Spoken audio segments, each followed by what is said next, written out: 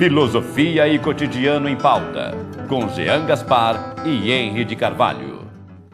Não posso deixar neste momento de manifestar um grande desprezo, não sei se pela ingratidão ou pelo fingimento dos mortais. É certo que nutrem por mim uma veneração muito grande e apreciam bastante as minhas boas ações. Mas parece incrível, desde que o mundo é mundo, nunca houve um só homem que, manifestando o reconhecimento, fizesse o elogio da loucura.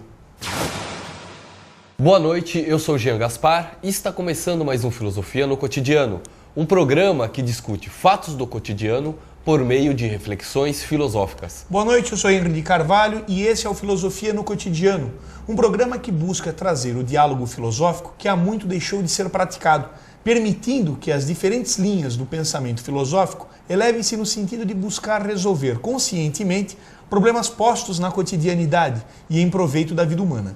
No decorrer do programa, o músico concertista William Gomes ilustra ao som do violão as temáticas a serem discutidas, fazendo um comentário estético sobre as músicas executadas. Filosofia no Cotidiano vai ao ar sempre aos domingos das 21 às 22 horas, com reprise na terça-feira das 20 às 21 horas. Nesta semana, você acompanha um programa especial acerca do premiado documentário brasileiro Estamira, dirigido por Marcos Prado. A relevância do tema desta noite gira em torno da formação da consciência e as questões que tocam o particular e o universal na formação do pensamento. Introduzir o debate acerca da construção social da realidade e da formação da consciência e mesmo da linguagem enquanto exteriorização da consciência dos indivíduos se faz relevante no sentido de se buscar compreender que o pensamento e as ideologias possuem uma origem ontosocietária. No especial da noite de hoje, iremos refletir acerca do premiado documentário Estamira.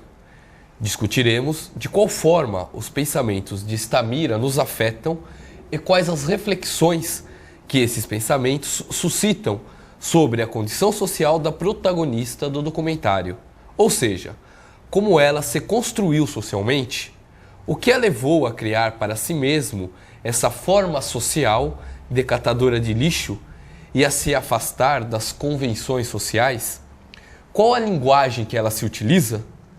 Desdobrando essas questões, podemos refletir o que há de particular e o que há de universal no documentário e perceber que suas problemáticas estão inseridas no cotidiano de todos nós. Possibilitando amplas discussões, o filme rendeu um encontro filosófico em São Paulo. Ainda hoje você acompanha uma entrevista com o organizador do evento, Fernando Cavalher. Este programa tem a colaboração de DAF Soluções Digitais e Franco e Baixó Móveis. Filosofia no Cotidiano volta já. Não saia daí.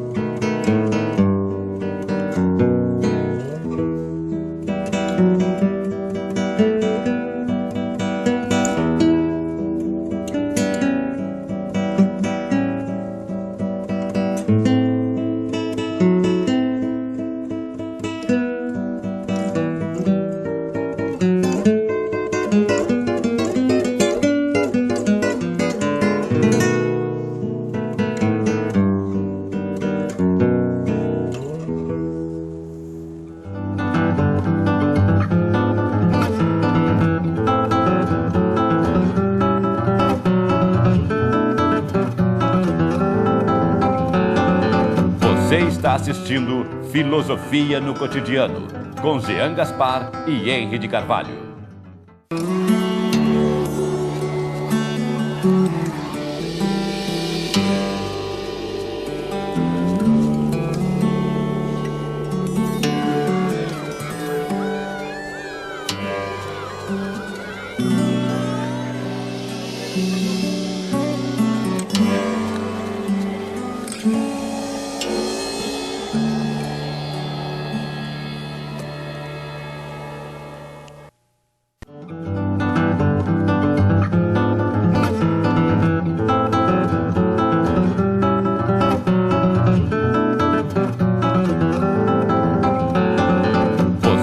está assistindo Filosofia no Cotidiano, com Jean Gaspar e Henry de Carvalho.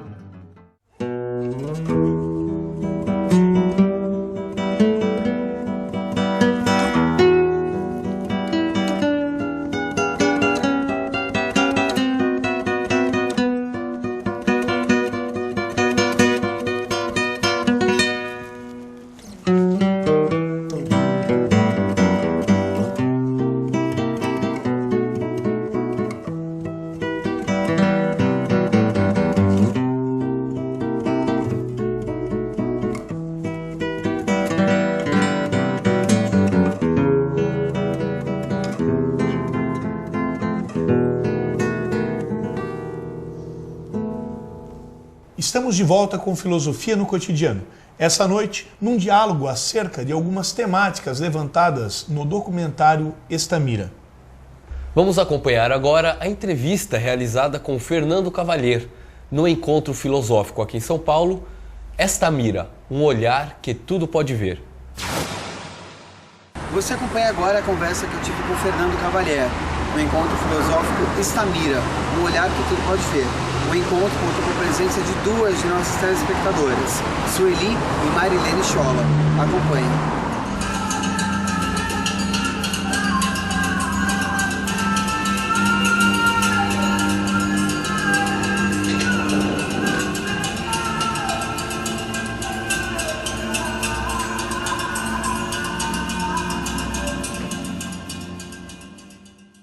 Se apresenta de uma maneira muito diferente e marcante. Quando a gente dá um sorriso, diz o nome e pergunta alguma besteira, fala do tempo, alguma coisa assim. E Estamira entra com uma colocação já muito direta: sou fulana, sou isso, vim fazer isso.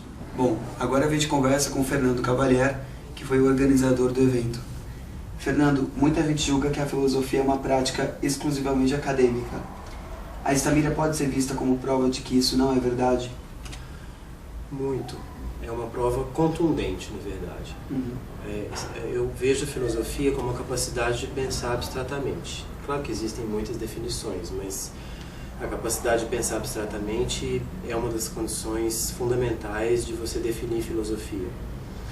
E as condições físicas de vida da Estamira são completamente improdutivas filosoficamente pensando, né? Porque são condições muito negativas. Você morar num aterro sanitário, pelo menos metade do tempo, é muito negativo para você ter um pensamento abstrato. Você está lutando por sobrevivência, né?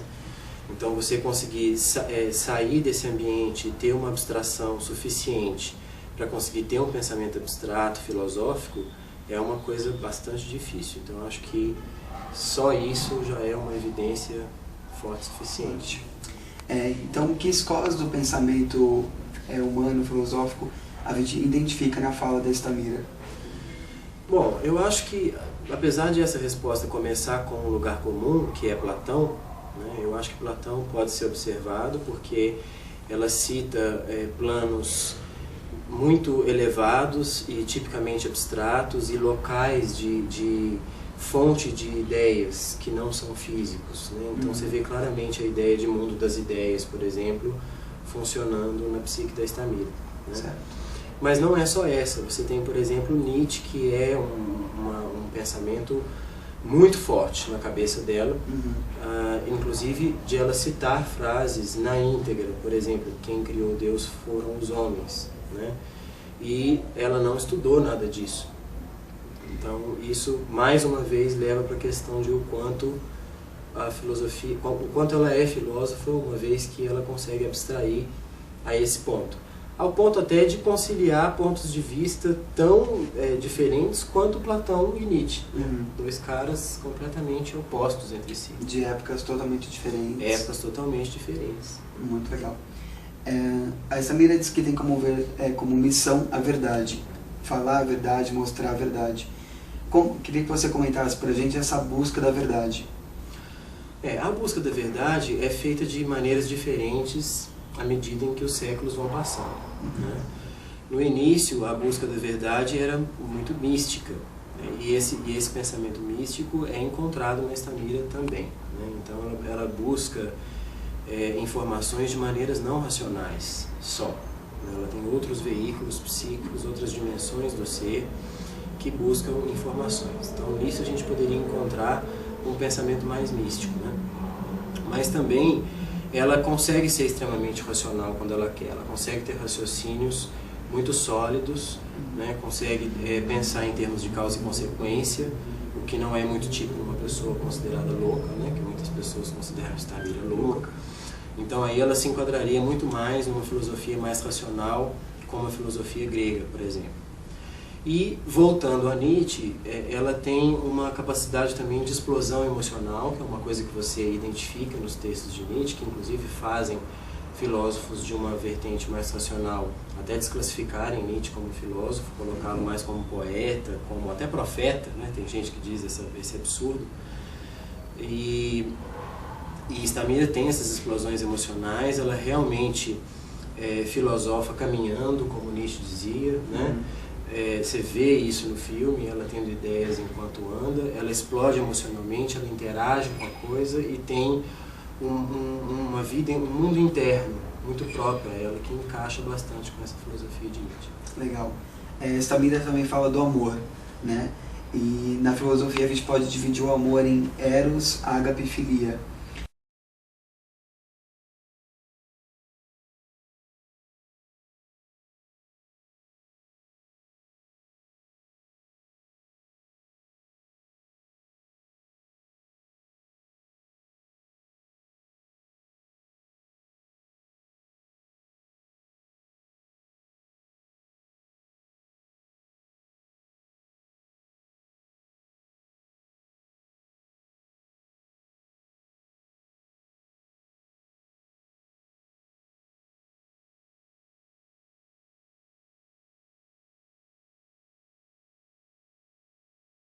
Eu queria que você dissesse pra gente como que você dividiria o amor na visão da Estamira, se existe essa divisão, ou como ela encara esse sentimento. Existe. Estamira é forte na sexualidade e no amor erótico, que é o eros que você está falando, né? Ela foi casada, teve filhos, ela cita a possibilidade de casamento com pessoas com as quais ela convive, ela se relaciona muito bem com imagens sexuais e até com termos chulos que aparecem no filme, né? Como demonstração da liberdade dela com o erotismo, que é uma coisa não muito comum nos dias de hoje, apesar do liberalismo que se vê na televisão, uma conversa séria e social, né? Não se deve ter esse tipo de menção. E, no entanto, ela anda bem nessa categoria. Mas também é muito fácil de ver nela o ágape, né? Que é esse amor que consegue abarcar diferentes realidades. Então, existe, por exemplo, uma briga que ela tem com o filho dela numa cena em que ela está discordando dele muito radicalmente e brigando até com ele, impondo pontos de vista, tendo uma conversa acalorada, né? Aliás, uma outra boa característica de Estamira, porque as boas conversas preconceituosamente são consideradas só aquelas que são mantidas num tom muito monofônico, né? E Estamira consegue filosofar com muita vigor, intensidade, com vigor, né? E assim que esse filho com o qual ela está brigando veementemente tem uma opinião com a qual ela concorda, ela serena, concorda com ele, mostra isso para a filha que também participa e volta para a intensidade. Quer dizer, ela consegue brigar, concordar, e eu acho que isso é uma característica típica desse agape, né?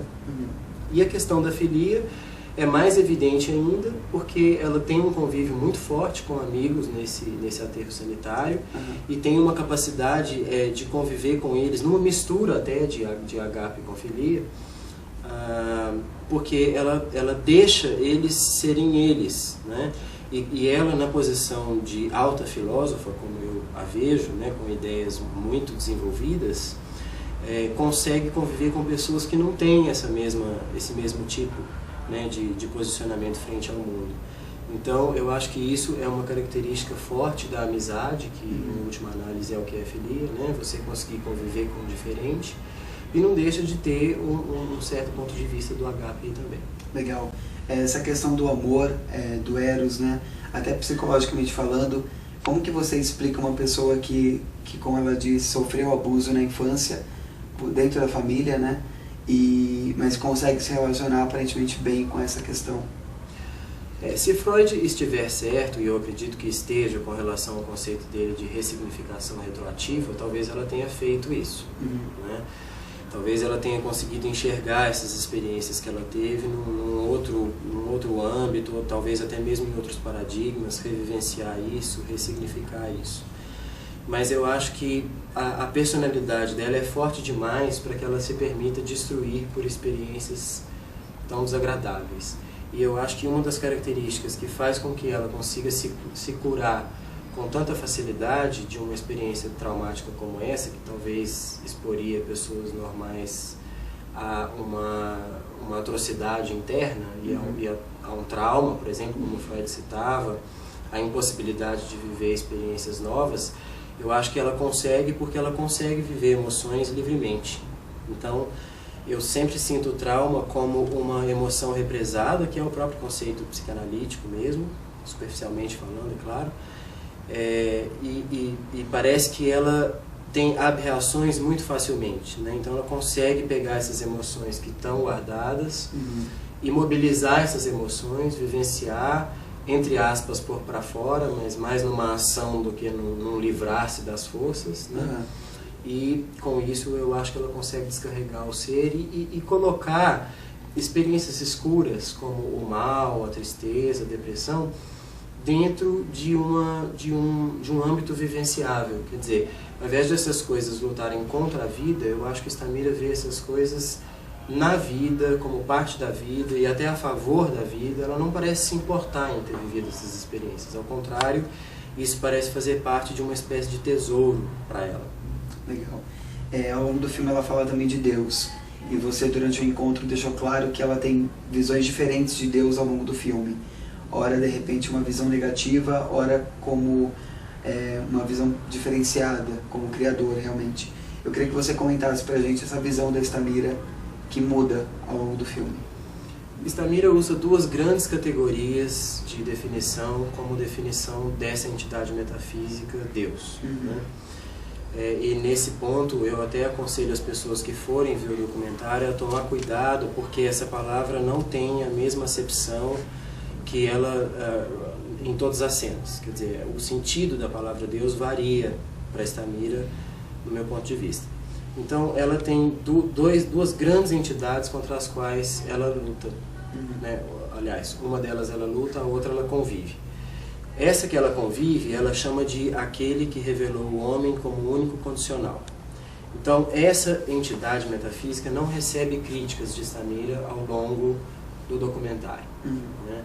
Ela é mostrada como uma entidade que viabiliza a vida e que viabiliza tipos diferentes de vida, inclusive este tipo elevado de vida que é o homem, que ela faz questão de mostrar como um animal superior, como um ser superior, e que é capaz dessa característica condicional, né? Que eu imagino como algo que é a capacidade de dualidade, de traçar hipóteses, de ser abstrata como ela é, né? De estabelecer condições, quer dizer, de estabelecer categorias, até no sentido aristotélico também, mas não só. Então essa entidade metafísica é sim respeitada e superior na visão de Stamira. Agora ela também vê esse ser metafísico que é Deus, né? E contra Deus ela tem muitas críticas. Nesse sentido, o Marcos Prado, que é o diretor do filme, tem uma clareza muito grande ao perceber a proximidade do pensamento de Stamira com o pensamento de Nietzsche, porque eu acho que Nietzsche é o maior crítico de Deus de todos os tempos, né? Embora tenha havido outros, mas no mínimo ele é o mais embasado, né?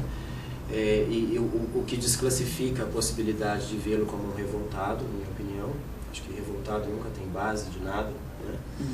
E Stamira critica muito esse Deus, inclusive ela cita na íntegra a frase do Nietzsche: quem fez Deus foram os homens, né? E isso mostra que Stamira está colocando Deus numa visão moral, moralista até, né? E isso realmente ela combate, né? Deus como prisão, Deus como abstracionismo, que é diferente da capacidade de abstração, eu acho. O abstracionismo como fuga do corpo, fuga da matéria, fuga da realidade, do instinto, né? E da condição corporal e animal do homem. Então, esse Deus que prega esse abstracionismo, essa fuga da realidade, esse ela luta contra, e mesmo esse Deus que oprime o homem, que prende o homem. No entanto, eu volto a alertar as pessoas para que quando assistam o documentário prestarem atenção nos momentos em que ela usa a palavra Deus, porque às vezes ela usa Deus nesse sentido crítico, do Deus moralista, abstracionista e aprisionador, né? E às vezes ela usa o termo Deus como sinônimo de aquele que revelou o homem como mundo condicional. Então é bom prestar atenção. Durante o filme, de repente as pessoas que virem pela primeira vez podem julgar a Estamira como louca, que deve ser o mais usual. Mas uma análise mais funda permite ver que ela, na verdade, tem ideias e falas muito próximas da nossa cultura.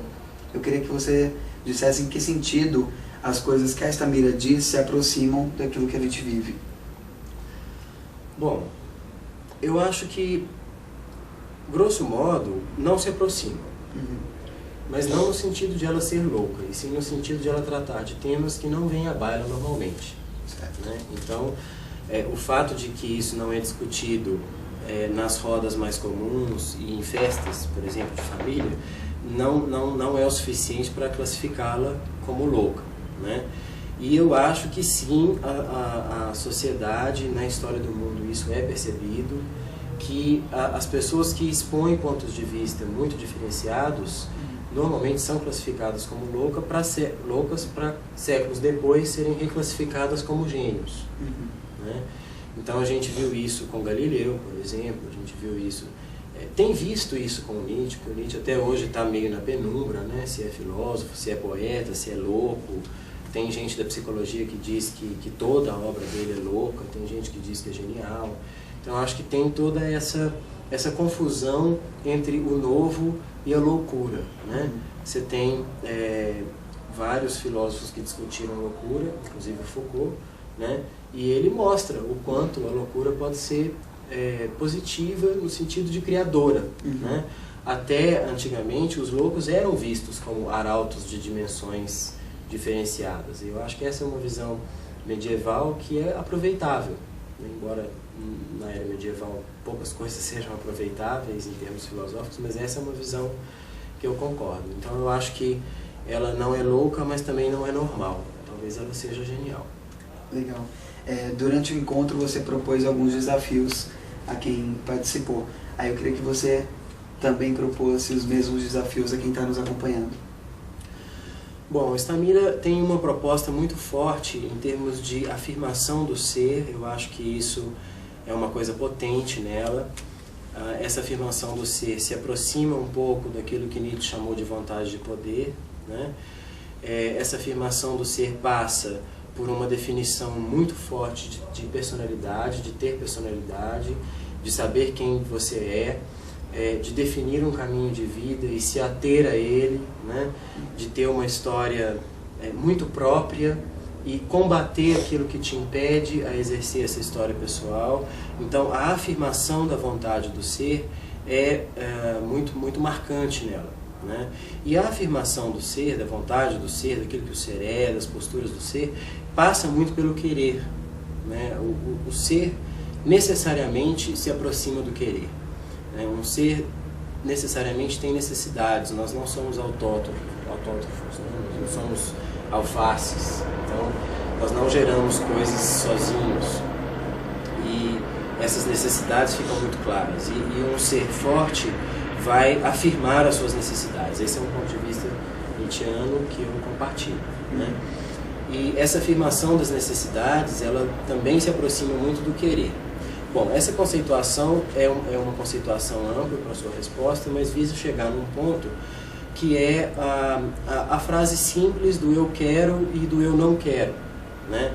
A maior parte das proposições que são feitas a um indivíduo pela sociedade, pelas pessoas, pelos amigos, pela família, pelos colegas de trabalho, pelo chefe, são sempre respondidas com circunstâncias exteriores ao eu, ou pelo menos não apenas inscritas e circunscritas ao eu, né? Então, se eu sou convidado, por exemplo, para ir à casa de um amigo, eu nunca vou responder eu quero ou eu não quero. Eu vou sempre responder, não, eu estou atrasado, eu tenho que trabalhar, eu não tenho dinheiro, o carro quebrou, meu pai não deixa. Sempre alguma coisa desse tipo. Mas nunca a verdade, que é eu quero ou eu não quero. E esse hábito de responder outras coisas já ficou tão marcado que tem gente que nem sabe que tem querer mais, né? Já está acostumado com a sensação real de ser realmente obrigado por circunstâncias a tomar decisão com base em fatos. Então o desafio é que se experimente por alguns dias responder para as coisas sim e não, mas com base no eu quero ou no eu não quero, ao invés de criar desculpas, né? Kant tem uma referência a isso na obra dele, sobre o atribuir desculpas quando, na verdade, apenas se quer ou não quer. Então, de repente, é um desafio que nem é propriamente meu, mas um desafio de Kant e que eu acho bem interessante no caso de Stamira. Legal.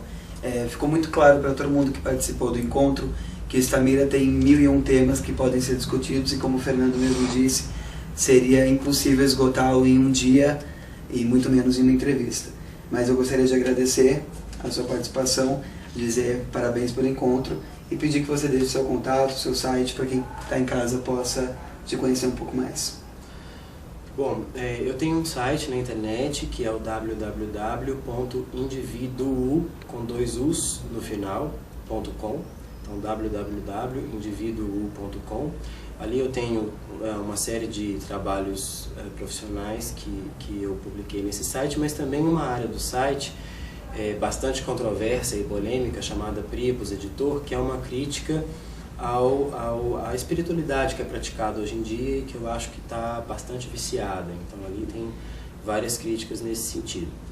E tem também os meus telefones, o pessoal, que é 11 8299 0808, e o da minha produtora, que foi quem fez esse evento para mim, que é a Tatiane Vesk, 11 8511 7136. Obrigado, Fernando, mais uma vez. E agora você confere algumas cenas do documentário premiado Stamira. A culpa é do hipócrita, mentiroso, esperto, ao contrário, entendeu? Que joga pedra e esconde a mão.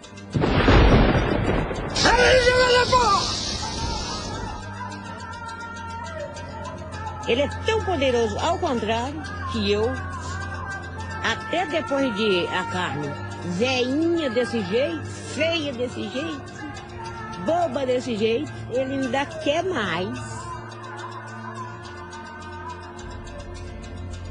Se eu beber dia de pá, se eu sou louca, visivelmente, naturalmente, eu fico mais louco.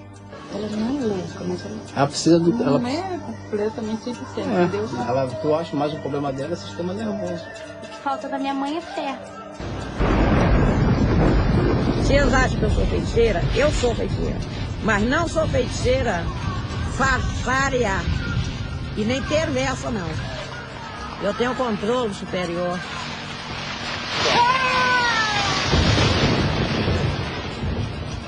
A minha missão é revelar.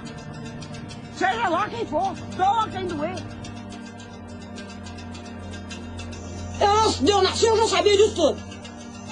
Antes de eu estar com carne e sangue. É claro que se eu sou a beira do mundo. Eu sou a Stamira. Eu sou a beira, eu tô lá, eu tô cá, eu tô em tudo quanto é lugar. E todos dependem de mim. Todos dependem de Stamira. Todos!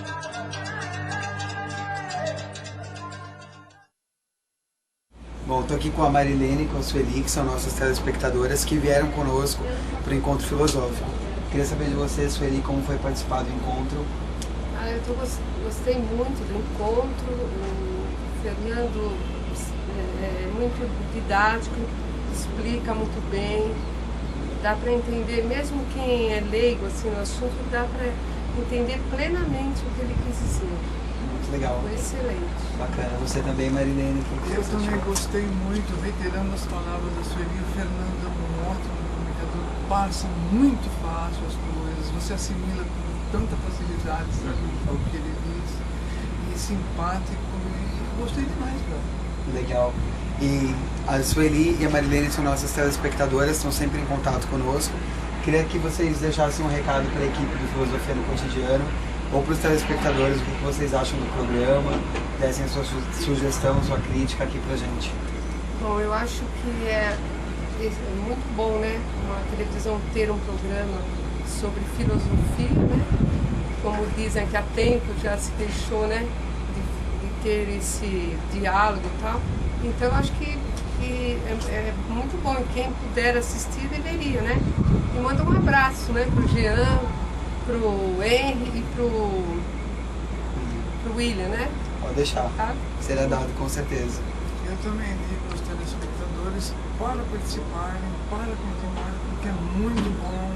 A gente não entende tanto, mas com a medida do tempo vamos aprendendo a conhecer melhor as coisas que ele diz e que participem. Um abraço para todo mundo. Muito obrigado mais uma vez a Marilene e a Sueli. E a você que está em casa, continue acompanhando Filosofia no Cotidiano. Gostaria de agradecer a entrevista realizada pelo Rodrigo Condesso e a Daniele Diniz. Filosofia no Cotidiano volta já, não saia daí.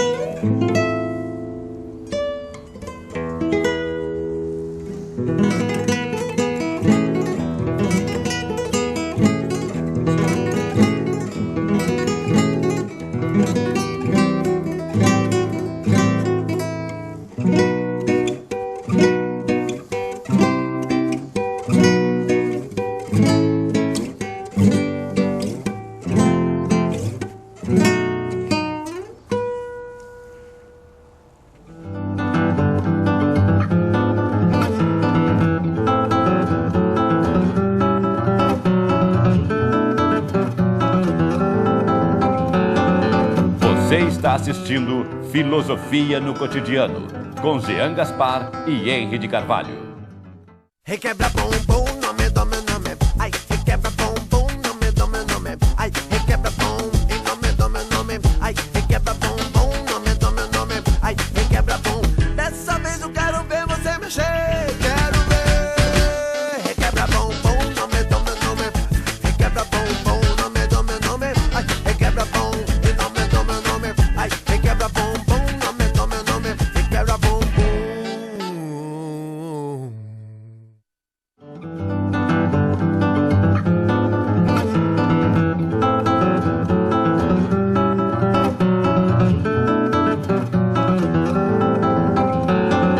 Você está assistindo Filosofia no Cotidiano, com Jean Gaspar e Henry de Carvalho.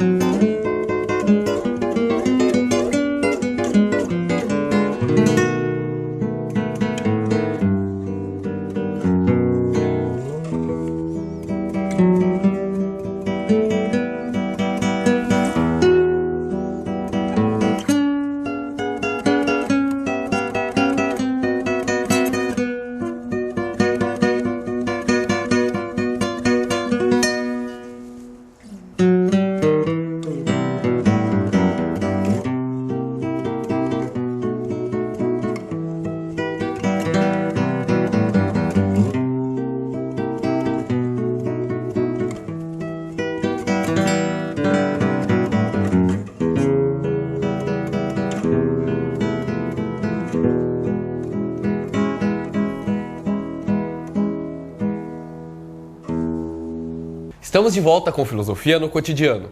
Neste terceiro e último bloco, você acompanha o diálogo acerca de algumas questões levantadas no documentário Estamira. É isso aí, Henry? É isso, Jean.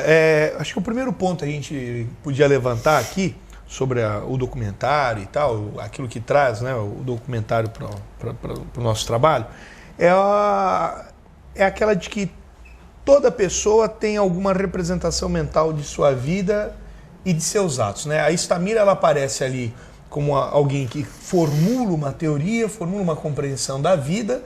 Num determinado momento do documentário, para aqueles que assistem, né, a primeira vez, ficam surpresos, né, a capacidade de abstração dela, como ela vai construindo, como existe uma lógica dentro do pensamento dela, né? Mas, aos poucos, no documentário vai se revelando uma outra situação. Então, eu acho que a primeira questão que a gente podia debater é exatamente essa, né?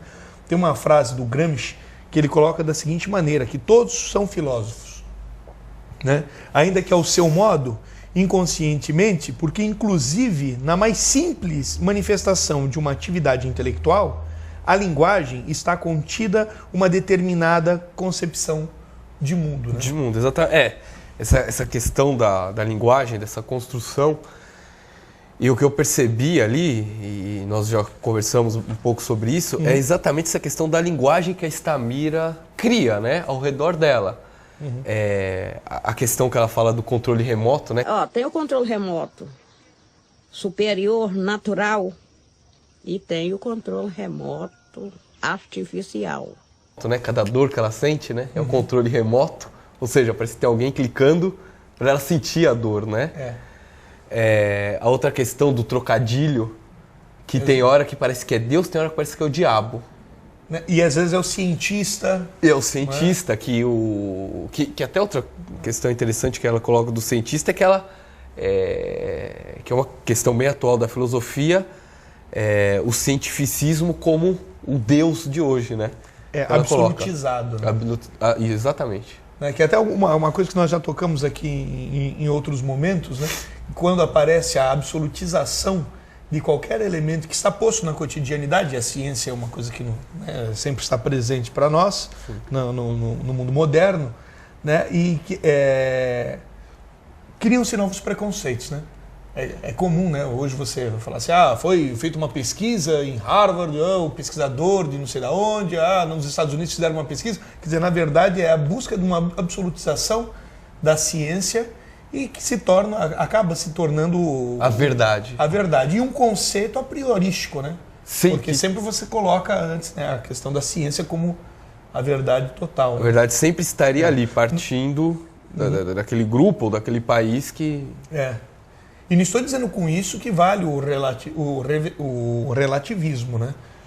Não estou dizendo com isso. Quer dizer, até compreendo a possibilidade de uma compreensão mesmo da verdade, né? Mas da maneira como eles colocam, acaba se tornando parcial, à medida que apenas a ciência detém a possibilidade da verdade. E a Estamira coloca isso. Coloca isso. Né? E interessante, né? A gente refletir o seguinte, como que vai uma pessoa que está ali no lixão, né? Que por toda a sociedade ela já tem uma repugnação, nós já temos um preconceito em relação a ela, né? E ela nos coloca essa questão que eu tenho certeza que muitos até dos nossos espectadores ainda não têm essa visão da ciência. Sim. Né? Então, acho que vale, retomando na questão da linguagem, perceber ali no filme o porquê e o como ela constrói e a necessidade dela construir essa linguagem dela. Porque a linguagem ela surge como representação, né? Então aqui colocando linguagem, os vários signos que ela elabora para a compreensão da vida. Exatamente. Então é disso que nós estamos falando quando falamos linguagem aqui. Sim, igual para fazer uma analogia aí, é igual o bebê. Qual a linguagem do bebê? É o choro. É o corpo, né? É o corpo e o choro. É por isso que é a primeira linguagem, né, da criança. E a Estamira, ela tem a dela, que nem você falou, com os símbolos, com os signos e símbolos. Isso. Que se refere. Aí vem uma questão importante, né, Jean? Porque assim, como se formaria então esta representação não é que todos possuem, né? E ela possui, né? Não é um privilégio dela. Todas as pessoas, é bom que se diga, todas as pessoas que querem de alguma maneira compreender a vida e elaboram arquétipos para essa compreensão, quer dizer, todas as pessoas, na verdade, possuem essa capacidade, né? Quer dizer, não precisa ser um filósofo para querer compreender a vida, é o que o Gramsci fala, né? Todos são, de alguma forma, filósofos, né? Ainda que inconscientemente, ainda que não chamem assim, né? Mas aí vem uma outra questão interessante, Jean. Nos parece que é constituída a partir do meio mais próximo, né, no espaço de inserção imediata da pessoa, essa formulação de pensamento, né? E para isso eu queria chamar aqui para Marx, né, quando ele coloca da seguinte forma, ele diz assim, olha, a consciência é naturalmente, antes de mais nada, mera conexão limitada com as outras pessoas e coisas, situadas fora do indivíduo que se torna consciente. Né? E quando você colocou agora há pouco, a Estamira é uma relação entre ela, o lixão, aquele ambiente daquelas pessoas que vivenciam e outras, né? Que eu acho que seria interessante até você puxar aquilo que em outro momento discutíamos a respeito do Rousseau, por exemplo. Tem uma... É bem interessante essa... A primeira vez que eu assisti, me deu uma impressão, assim, principalmente quando ela... um modo simples, até que você citou também, um modo simples dela conduzir o diálogo, o pensamento dela, da simplicidade que Rousseau pedia para a vida, né? Porque Rousseau, ele pedia e ele criticava e ele criticou em sua época, né?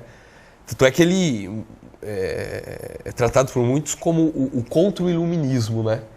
Por quê? Primeiro que ele criticava e criticou a questão das ciências e das artes. Disse que a ciência e as artes em nada estava elevando moralmente os homens e além, não, muito mais a burguesia, né? A crítica dele. Então, a crítica que o Rousseau faz é a questão da aparência, né? Dessa vida aparente que a sociedade hoje tanto vive e se infiltra. E a Estamira, nos problemas dela, eu vi ali que ela quer se afastar, né, dessas aparências. Tanto é que ela sempre usa o termo hipocrisia e mentira. O trocadilho, aquele mentiroso, o trocadilho, aquele hipócrita. Que aí, no decorrer do documentário, nós vamos percebendo que está ligado, no primeiro momento, ao ex-marido dela, correto?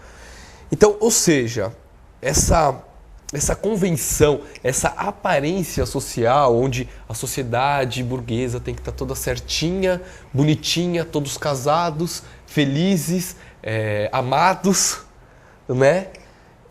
Foi praticamente o que levou a Estamira a criar essa nova forma social, porque ela não nasceu no lixão, ela não era do lixão, foi onde ela achou uma saída, né? Rompendo com as normas sociais, que aí quem a vê no primeiro momento fala, essa mulher é louca, né? Agora, a gente precisa questionar, será que ela realmente é louca? Na verdade, eu acho que ali existiu uma auto-identificação, né? Aquela auto-identificação que existe entre o indivíduo, né, e sua mundanidade específica, né? Ou seja, a sociabilidade, enquanto condição de possibilidade do pensamento, foi aquilo que doutou Estamira de todo esse arcabouço de reflexões, né, que ora parecem ser filosóficas, ora parecem ser completamente insanas, né? Mas que servem como respostas para ela, para os problemas dela. Sim, exatamente. Em particular, né? Sim, em particular para os problemas dela, mas eu acho que se nós olharmos aí com um olhar um pouco mais profundo, dá para universalizar isso. Por quê? Porque os problemas dela, o primeiro que eu vi ali, foi o problema do marido, que tinha várias amantes, várias mulheres, e isso mexeu emocionalmente com ela e como mexeria com você, comigo, é um problema social. E ele queria viver, de uma certa forma, com hipocrisia. Com uma família, mas ter as outras mulheres. E o segundo fato também que eu vi ali foram os 2 estupros que ela sofreu. Tanto é que numa dos seus devaneios, ela fala como que um ser humano não pode viver na rua em que mora. Por quê? Uma das vezes o seu estupro, né, ela estava falando, a filha dela citou, ela estava voltando para a casa dela, o cara pegou ela ali e fez barbaridades com ela. Então, ou seja, isso, infelizmente, e nós vemos hoje aí com a nossa imprensa, são práticas sociais do dia a dia. É o cara que sequestra a namorada, é o pai que atira o filho pela janela, estupradores aí que você vê toda hora, serial killers, correto? Então, ou seja, isso nós temos que olhar para tentar universalizar, que eu acho que esse documentário pode nos levar a refletir bastante sobre isso, claro. Né? O que acontece? O que nos leva, às vezes, o que levou Estamira a esse lixão? Foi a sociedade. Claro, a insanidade da Estamira é a expressão da insanidade da sociedade contemporânea. Exatamente, é a mesma coisa. Às vezes nós deixamos de perceber o problema do outro, achando o problema é só dele. Entendeu? É o mesmo caso, a Estamira, ela tem aqueles problemas. A gente fala que é só dela, mas uma sociedade construiu ela. Vários problemas sociais, várias convenções, vários problemas acabaram construindo ela, como constrói todos nós. Claro. Constrói o Henry, que está aqui na minha frente, o Jean, que está aqui, a minha mãe, meu pai, o telespectador. Então, eu acho que eu gostaria de dizer aqui que vale o pessoal que ainda não assistiu esse documentário, e o que assistiu, se não viu com esse olhar, assistir com esse olhar.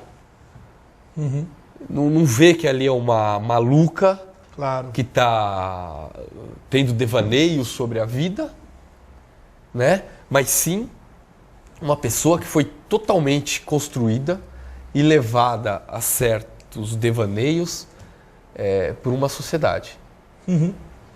Não, eu tô aqui pensando aqui, me veio à cabeça aqui o Freud, né? Porque no final do século XIX havia ali toda uma discussão em torno da fenomenologia, em torno até do relativismo e tal, né? Que são coisas diferentes, mas que se completavam num determinado momento. E que o Freud coloca da seguinte maneira, né? Que é um psicólogo que às vezes... veja, eu citei Gramsci, citei Marx, agora eu vou citar Freud, que é um cara que não tem muito propriamente a ver aí com esses teóricos, evidente. Né? Mas é que alguém que, até com base naquilo que se discutia em torno da fenomenologia, ele vai dizer o seguinte, que o processo de algo tornar-se consciente está, acima de tudo, ligado às percepções que nossos órgãos sensoriais recebem do mundo externo. Quer dizer, agora, aquilo que os nossos órgãos recebem desse mundo externo, né, são todos os arquétipos construídos, né, sociais, normativos, axiológicos, né, e que o indivíduo evidentemente sofre com isso, né, quer dizer, de diferentes maneiras. O que não quer dizer que um menino que nasce na periferia não possa gostar de Mozart, ou o oposto, né? Que a miséria espiritual também não exista em meio à classe dominante. E que existe e que prevalece, aliás, a miséria espiritual que paira é a miséria espiritual, é a materialidade, é a expressão da materialidade, da miséria material gerada pela classe dominante. E de que a Estamira talvez uma das maiores vítimas, né, desse processo. Né? A Estamira, ela cita algo... Não apenas ela, mas pessoas como ela. Como ela, sim. Tem um momento que a Estamira, ela cita algo relativo a isso. E que quando você produz a economia... Você produz a economia e você acaba, na produção da economia, você acaba se desfazendo de tudo, né? Você se desfaz de tudo, nada tem a caneta, acabou a tinta, em vez de você encher de carga, você joga fora e compra outra caneta. Exato. Né? Você suou, em vez de você lavar a camisa, você joga fora a camisa e põe outra camisa. O excesso, né? E o Rousseau ele diz o seguinte, no Emílio, que quem precisa de educação, a educação no caso mais formal, são os ricos e não os pobres. Porque a vida, por ser dura, por ser difícil, né, educa os pobres. Agora os ricos não. Então para eles não se tornarem cidadãos completamente, ou 100%, vamos dizer, numa linguagem de hoje, aí 100% corrompidos, os ricos precisam mais da educação do que dos pobres. Porque nesse caso, porque a alienação gerada pelo modo de produção capitalista retorna para o próprio rico, né? Retorna para os detentores dos meios de produção de outras formas, né? Quer dizer, eles também estranham essa vida, só que, diferentemente, ao explorar a vida dos outros, eles têm a possibilidade de aquisição e de uso, de consumo e de desfazer-se e tal, né?